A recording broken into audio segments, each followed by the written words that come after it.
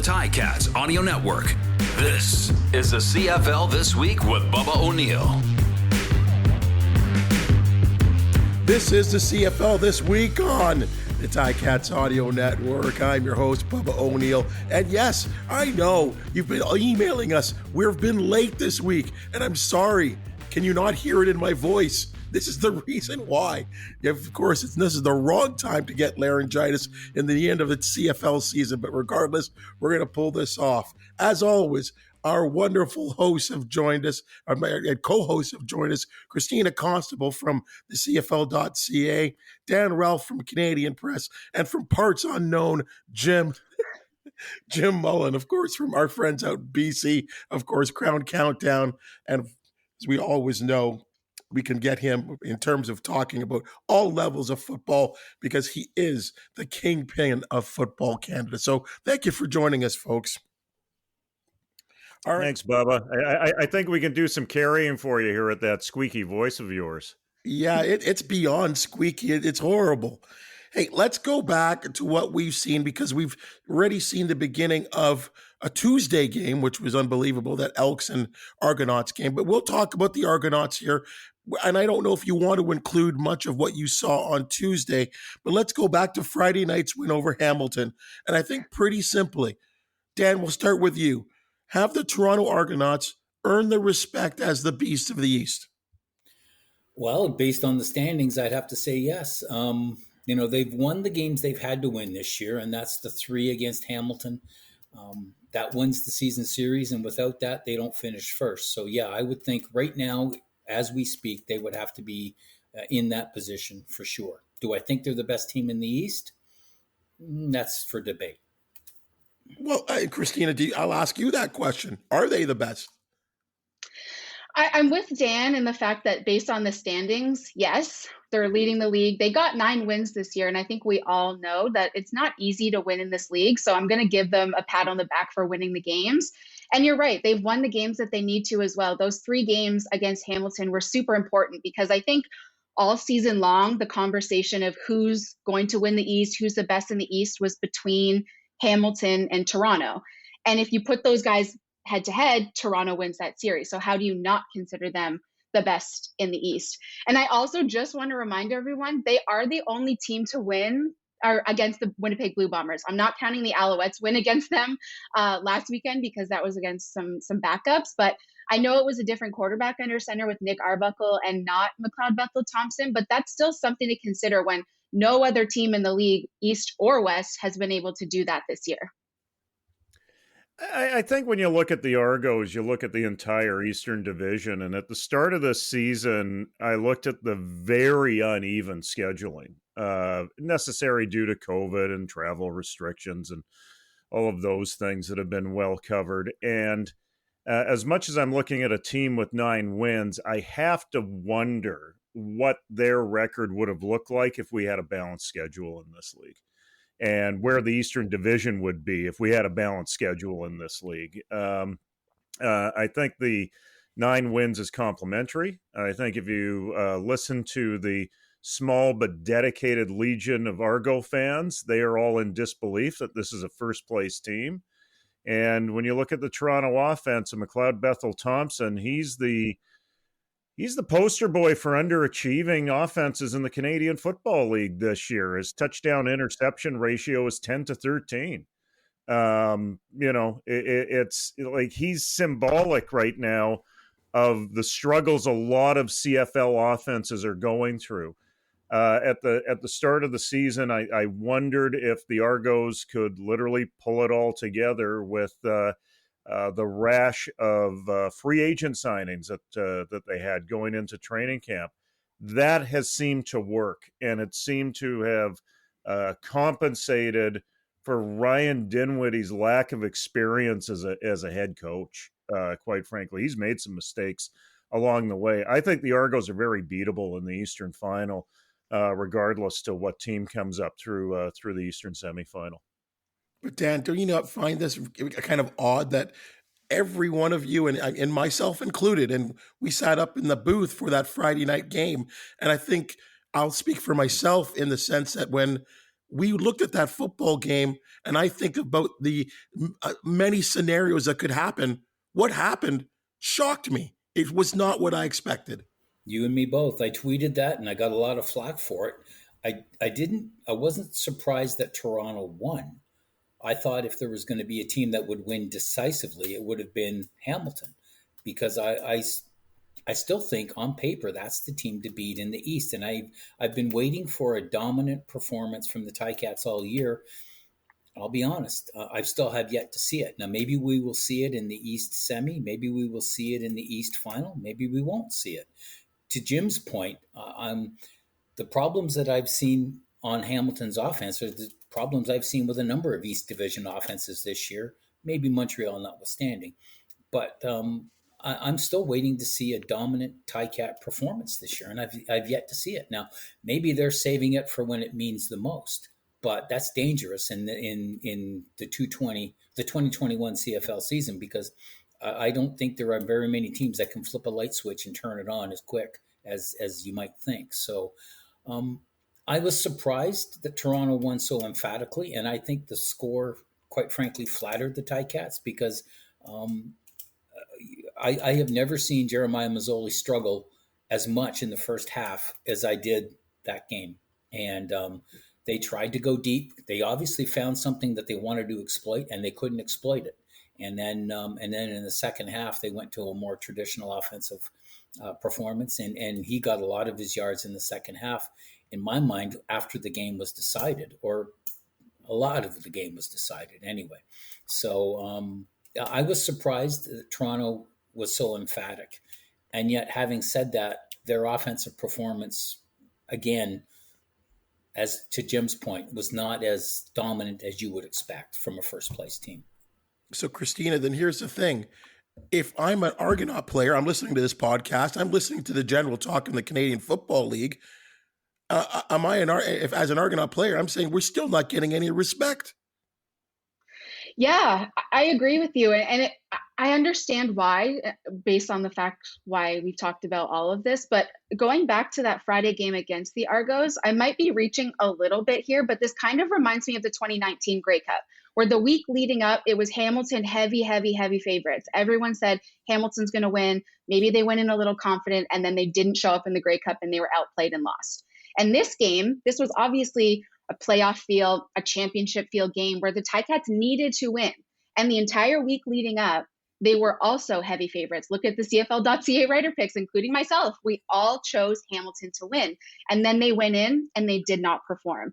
So I don't know if there's a correlation there, if it's overconfidence, if it's game plan, if it's scheme, whatever it may be. Maybe it was Jeremiah being a human being and just not having a good day. But to me, this felt like a little bit of an overconfidence that we've seen from these same Ticats. I know it was 2 years ago, but it's still a lot of those guys that were on that 19 team are still in the building now.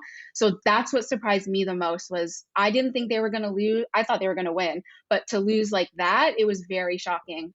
But maybe it was a confidence thing that they went into it feeling a little bit too good about themselves. It's always good to get a do-over again, though, isn't it? Like for the Ticats, if they find a way to win the Eastern semifinal, they'll get a do-over against the Toronto Argonauts. And I when I look at the Argos and I look at the Ticats, they are a study in contrast in terms of how you assemble a team. I alluded to the Argos doing their giant airlift. The Ticats have stayed pat on their veteran core, and at times that core has looked a little aged, quite frankly. But I think they're primed to be a wounded bear as they enter into these playoffs, and I do think that the next time they play in Toronto, if they get that opportunity, I think Montreal will have a lot to say about that. If they do get that far, I think you'll see a very different team than what you saw on last Friday night.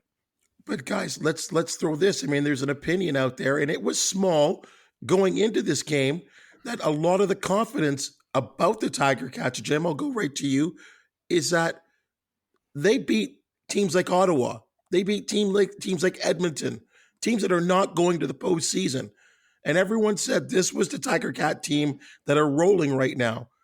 Was it a false sense of security? Partially. At the same time, you need to show well in those games. You need to get the rhythm down with your offense in those games, and certainly over 3 games leading into that Toronto game, we saw good signs from the Hamilton Tiger Cat offense. Calgary wins those games too, right? They beat the Ottawas of the world. They beat the teams that are not headed to the playoffs. It's certainly a binary league this year in terms of contenders and non-contenders. So false sense of security. I think it's more of a work in progress, isn't it? Yeah, I would agree with that, and I would agree with that probably for 8 of 9 teams this year. It's been a work in progress throughout the course of the year. I mean, I might even say all 9, because I haven't seen one team really step up and be dominant other than the Winnipeg Blue Bombers. And my concern with Winnipeg now is that they're going to go, invariably, they could go into the playoffs with a 2-game losing streak and with a month off for a lot of their veterans to play. And my concern is, again, can they flip that switch come playoff time? Because they're going to have 1 game to do it. Kristina, when you back to the Tiger Cats, and the fact here that I think that surprised a lot of people is that at times they appeared unglued. I mean, for the second week in a row, they had an ejection, not a lot of offense, defense. They got exhausted by the fourth quarter, and some are saying that Dinwiddie outcoached Coach O. Did they become unglued? I think yes and no. I don't know about the taking the penalties and the ejections. Those things, obviously, you can ask any head coach across the league. They cannot happen. But I just think that it was one of those games. Like, to me, I look at the quarterback play, especially in that game against Toronto, where they just didn't have a good game from Jeremiah. And I think that in that instance, he looked human. And I know these guys are being paid to play professional football, so we're expecting the best from them every single week. But they're also human beings, just like the 4 of us. So just like sometimes we'll wake up on a Tuesday and it's not our day, we're stubbing our toes, we're spilling our coffee or whatever it may be, missing a deadline. It's not our day. And I think Jeremiah, in that sense, it just was not his day. So I was a little confused why he played that full game. But in terms of, I think if they have a little bit better quarterback play and stop taking some of those penalties, those ejections can't happen. The Cameron Kelly one a few weeks ago cannot happen. The Joe Bonsantos knocks cannot happen. I think that they're going to be okay, because I agree with the other two, is the sense that, like, I don't know who any of these teams in the league are this year. Every week it's like, oh, Hamilton's amazing, and then the next week they're not. Oh, BC Lions are amazing, and then the next week they're not. So I think it's really anyone's game, and it's just a matter of getting hot at the right time and heading into the playoffs. Well, Kristina opens up a can of worms, and I don't even think she knew that she did it. And Dan, I want to go to you, because I know you're the leader of this club in the fact that Orlando did not turn to Dane Evans at any point in this ball game.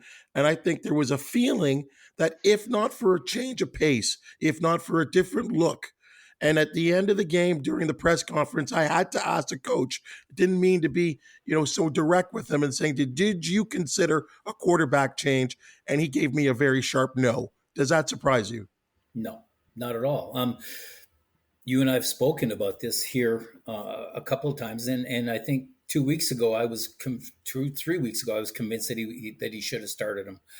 I think, quite frankly, Bubba, that Dane Evans is the last bullet in the chamber.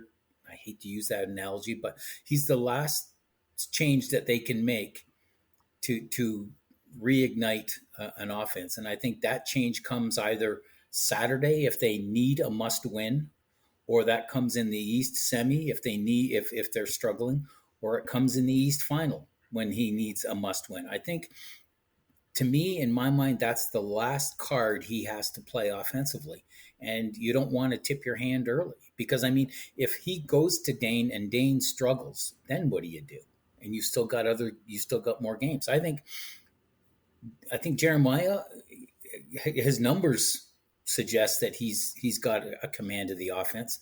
Not last week, notwithstanding. And I think you go with Jeremiah this week.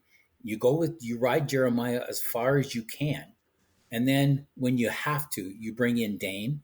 And if Jeremiah makes you have to play Dane, then I think it's an easier sell to go with Dane moving forward than if you do it arbitrarily right now. Because you do it now it's the last, in my mind, it's the last card he's got to play offensively. Well, Jim, what do you think? I mean, in BC, we saw Mr. Rourke come in there every once in a while as a change of pace.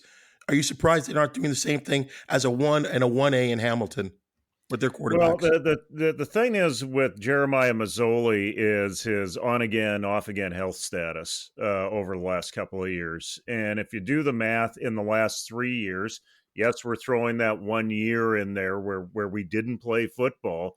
He's only played 17 games. He's had 17 game situations. That's not even a full season going into a playoff round. You want to get as many reps with your number one guy as possible. You want to get him into the flow and get him comfortable with the offense as much as possible, especially in a situation like he had in Toronto with a terrible first half, to go back to a base offense and get a level of confidence back, get a level of familiarity back, especially if they're going to need to take this team through Toronto to get to the Grey Cup. So I don't have that much of an issue leaving Jeremiah Mazzoli in that game. And further to Dan's point, it is a card to play with Dane Evans. It is something that you do not want to tip your hand with. I will suggest that in an Eastern semifinal, or even if the game on Saturday means a lot, there's a very short leash there for Jeremiah Mazzoli. Maybe a quarter and another set of reps after that. And if they don't produce, then they can go to their 1A. Kristina, my Facebook and my Twitter feed after that game for the next 2 days, it was unbelievable. That was the talk, and I didn't stimulate any of it. So I'll let people know that. But this is what people were talking about in the Hamilton and Burlington and Oakville and Niagara area. Is people are saying that Dane Evans was totally disrespected by not being played in that game. Yeah, I mean, it's interesting because when they came back from half, I was kind of expecting maybe a quarterback change, but I thought, no, maybe let Jeremiah ride it out. He had to have time to, think about things. Maybe, again, we talked about they changed the offense a little. But heading into the fourth quarter and you're still down and Jeremiah's like, you're still not winning, why not put Dane in? I agree with these guys riding Jeremiah moving forward. But in that specific game with so much on the line and clearly your quarterback play was not good enough to get the win, why would you have not put Dane in? And it's interesting because there are obviously backups in this league that are just specifically backups. We look at Sean McGuire. That guy is a short yardage specialist, and that's it. But you look at this team, and they have a 1A and a 1B. We know Dane is good enough to be a starter in this league. We've seen it. So why would you not at least try anything, like throw a Hail Mary by putting him in there and see if he can get you anything going in that fourth quarter, especially in such an important game. But I do agree with the other two guys here that this week it's got to be Jeremiah. It's his team right now, and I don't think you sit him after one poor performance in the last month and a half. Just one weird thing about football in Canada, and it doesn't happen in U.S. college ball, doesn't happen in the NFL, is that teams face each other 3 and 4 times a year. And a guy like Orlando Steinauer, who's been around the block in this league, knows when to hold back information. And it's really tough in this league to beat a team 3 or 4 times in a season. So why not hold back that critical information in the second half when you don't have that much of a chance to win in Toronto and save it for the playoffs? It's a strange component to football in Canada, and it happens at the pro level and it happens at the university level as well. Well, and I'll also add, who's the most popular person in the city when your football team is losing, right? It's the number. I mean, how many times this year when Jeremiah came back after Dave Watford led the Ticats to consecutive wins. I heard people in the stands at Tim Hortons saying, "Bring back Watford." I mean, I love Dave Watford. I love what he did for those 2 starts. Yep. But his numbers were not good. He managed the game. He got the benefit of a solid defensive performance in both starts. But all of a sudden, the backup quarterback becomes the most popular person in the city when the starter's struggling. And they had to rework the offense. Let's be honest here. The offense was totally reworked under Watford than it would have been under normal circumstances. And did the defense not get consecutive pick sixes from Simone Lawrence? Yep. I mean, geez, I think I could win with that. Okay, guys, let's go out west. Jim, we'll start with you here. You look at the teams that are going to be in this Grey Cup tournament, and, I think it's obvious that, you're looking at Winnipeg hands down here as the leaders of the group. And then you start to look at everyone else. And as I think we've kind of discussed here, is that I think you kind of like to call it the murky middle, I think is what you like to call it at times. Where are the Calgary Stampeders in this? Are they the sleeper group the sleeper team in this entire group of other contenders?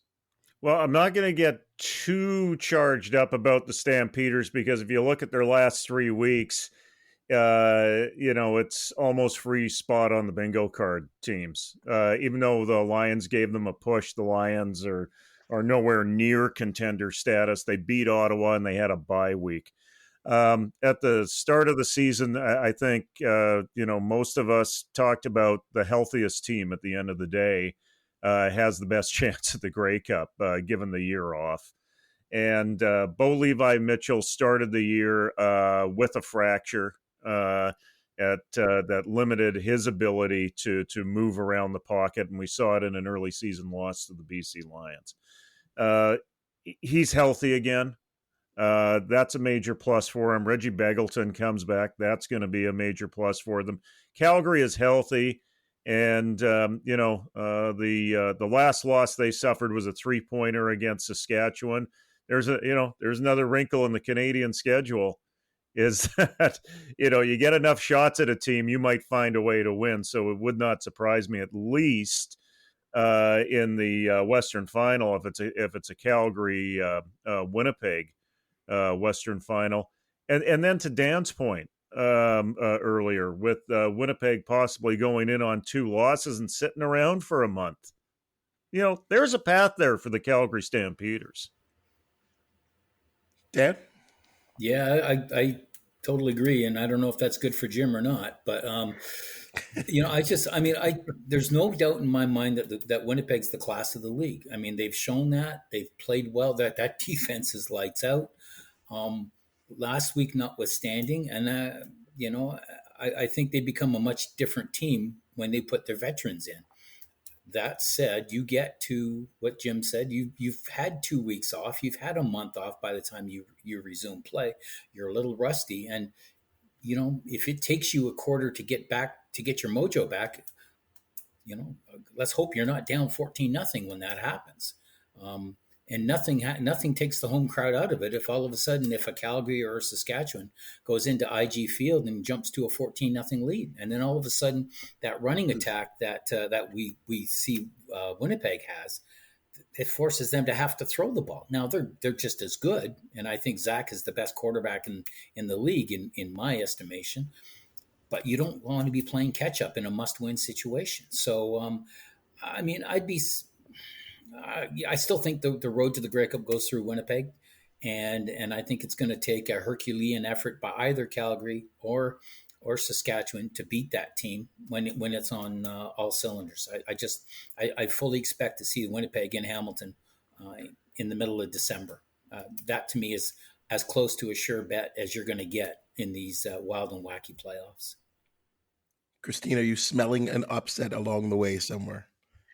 Honestly, there could be. Like, back to your point about, Calgary being a sleeper, I think we kind of were sleeping on them for the first half of the season because Calgary looked mediocre. They were average. We're used to Calgary being that dynasty, that really good squad that was at the top of the West, top of the league, whatever it may be for the last, 4, 5, 6 years. And then they kind of were taken down to earth, obviously, because Bo was injured for the majority of that. But once he came back, they're getting hot at the right time. And I think that's important in this league too, is for a team, it doesn't really matter what your record is going into the Grey Cup. We've seen that before with teams that are around 500 still win the Grey Cup. So they're getting hot at the right time. And the Stamps have also been road warriors this year. I think they're 5-2 on the road. So in this case, they're going to have to win 3 games on the road to win the Grey Cup. And I don't think that it's that much of a stretch. I mean, we've talked about Reggie Begelton. We've already seen what he can do in that offense. You add Trey Roberson to that secondary. Their defense has been playing really, really great. Their defensive line has been good. So I think that there is a real possibility that they do make their way to Hamilton. I think it's going to be a tough one if they can get through, obviously, Saskatchewan, but especially against Winnipeg.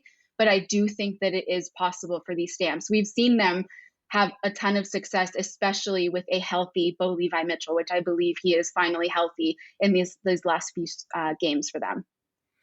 Let me throw you one last thing, guys. And Jim, again, we'll start with you. You're out in the West Coast, and you can give us a good feel. I guess it's 9 wins for the BC Lions in the last 2 years. What's the health of that franchise?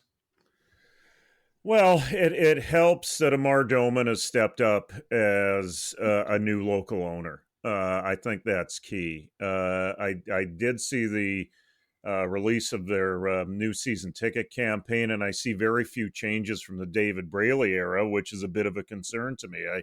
I would have hoped for a bit of a twist in terms of how they bring this team to market right now, but maybe Amar just hasn't had enough time to engage with the staff to put his footprint on things. This team's flying below the radar in this market, and a significant investment is going to have to be made in terms of bringing the presence up here. David Braley did a great job of maintaining a team. He didn't do a great job of promoting the team, quite frankly. And the team wouldn't be here if it wasn't for him. But now Amar Doman has to take it to the next step. I do believe, and you referenced him, I do believe that Nathan Rourke is the future of this franchise. I think he can literally be the poster guy that they can wrap their brand around. For anyone who saw him play in the MAC with Ohio, he's got wheels. He's got a great arm. He's got a sharp mind. He's built for this game in Canada. In my mind, he's got a birth certificate that says he was born in Victoria, even though he developed his game in Oakville. And his family's moved out here. I think this is a guy that they need to push up front and center in this organization. And also Mike Riley's been a pretty good mentor to him so far through this first season. So I think there's the potential for some things to build off of. But when I look at that defense and that defensive front, they made a gamble on speed instead of size, and they lost in terms of the defensive front. There's a lot of rebuilding that needs to go on if this team's going to be competitive again. Jim, can you do? Whoops, I was going to ask Jim, can you do that with a co-GM? Do you need a full-time GM? That's a good question. And if you have a full-time GM, he better be on the same page as the coach. So what is the future for Rick Campbell? Is he a full-time GM? Does he step back from coaching? I think coaching is absolutely in his blood. That's another question where I think they're going to get through this next season before they ownership draws real judgments on what the direction of this team is. I take a look at a situation in Ottawa right now where they may have to look at a GM in that city, where they better make sure that GM that comes in is on the same page as Paul LaPolice, because Lapo is going to be there as the coach, right? So either it's an internal hire or it's someone who has worked with Paul before, right, and has an understanding. That would have to be the same situation here in BC. Kristina, do you think this team is trending up or down? The Lions, I think they need some work. I agree with Jim. I don't know. I think it's at like a turning point right now. I think I like what they've done and added the pieces on offense, but I agree where you need to have somebody that can be marketable. And I know it's difficult in this league with like a bunch of one-year contracts to have those guys who can be the face of a franchise anywhere. But if you look in BC, like you look at a Brian Burnham, for example, he's been there a number of years. Push that guy out to market. He's a very likable, marketable guy. I agree with Jim. If Rourke is the future, use him as the marketing. But in terms of the football, they're at a weird standstill right now. I agree. I liked their defense the first maybe like 4 games of the season, and then it just took a complete turn.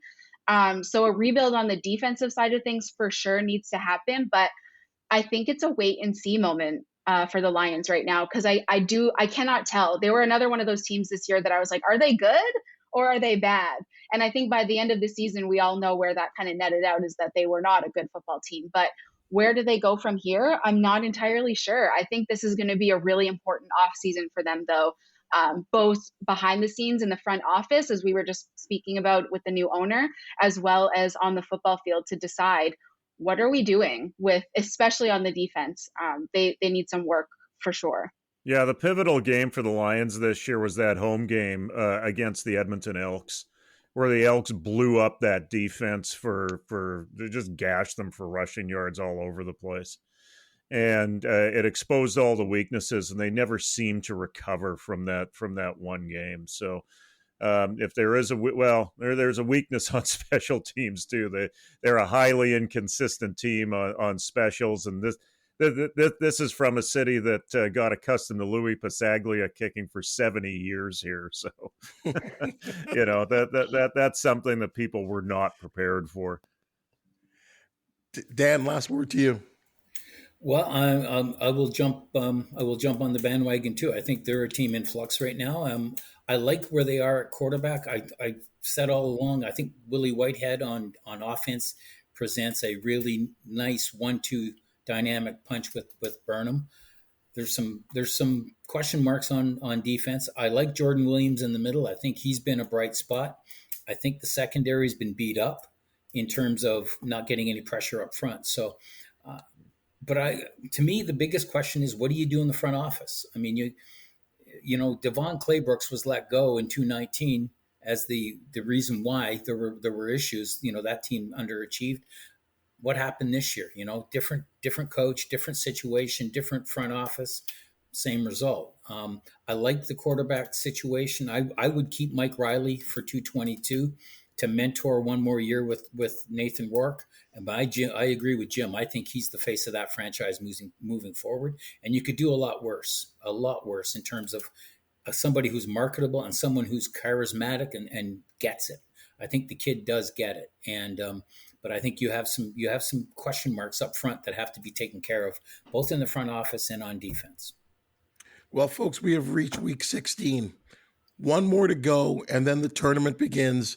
And as Kristina brought up, and it is so true, as you look back at the history of the Canadian Football League, anyone can win the Grey Cup. It doesn't matter. And we saw it in 2019. A team that finished 15-3 were the ones that went home as Grey Cup finalists. So we're looking forward to that. We thank you so much, Kristina Costabile from cfl.ca. Again, from parts unknown, because we don't know what goes on out west. It's Jim Mullin. Football Island, man. It's Football Island out here. It's usual rainy out there behind you. Yeah, well, we had a couple of days of sun, and we really needed it in the interior and the valley, man. Oh, did we need it out there? But the rain's rolling in again. And Dan Ralph, again, from CP, thank you so much for joining us, guys. Hey, watch us. This is just the beginning of all the content leading up to a huge game in Hamilton with the Rough Riders looking for seeding, looking to lock up that home playoff date. Of course, we're going to get you warmed up with all the pre-game and post-game, as we always do here on the Tiger Cats Audio Network. So please stick with us. I'm hurting Bubba O'Neil. Thank you for joining us. This has been the CFL This Week on the Ticats Audio Network. The CFL This Week with Bubba O'Neil. Subscribe, like, and get the deepest takes on Canada's game every Monday.